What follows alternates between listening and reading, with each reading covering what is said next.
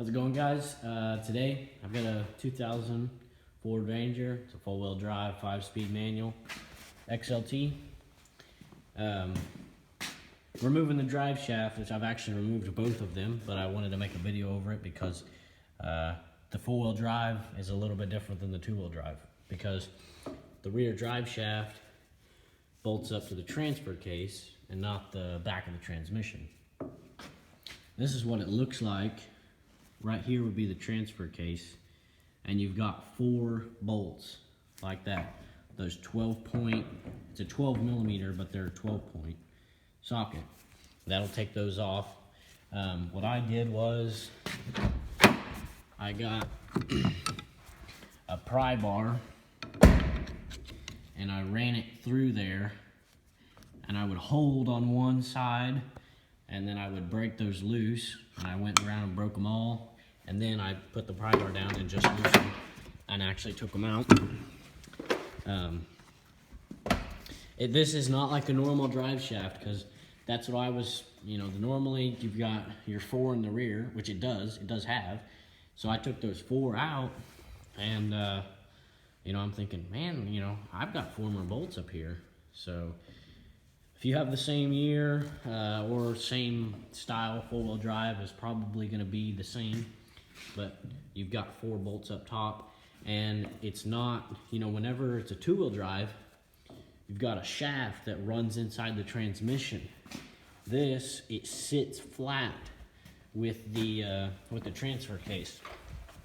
So what you can do is, I'll show you here. Underneath, there's my transmission, here's my transfer case. Right here is where the drive shaft bolts up, and you can see it's a flat surface. So when you unbolt these 4 right here, if you stick a pry bar up in between the U-joint and give it a nice hammer, hit it, it'll break that just surface, it'll just break it up, and that whole thing will just drop straight down, and then you just run it back out and you can take it out. The front, I just pulled it out. It's actually pretty easy. This is a one-man job, no problem. You've got your 4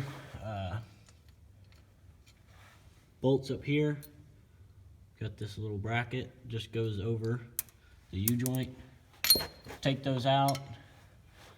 It appears it's a little torqued bit. See if you can't. That's the bit it uses.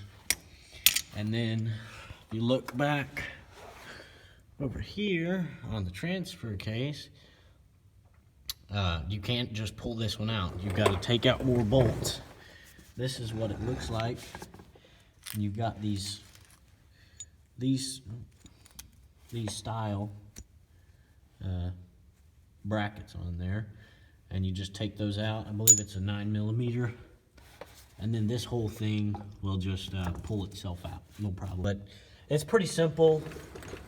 But I thought I'd just give a quick video showing the part of taking off the drive shafts, because it's kind of an important part. But hope you enjoyed.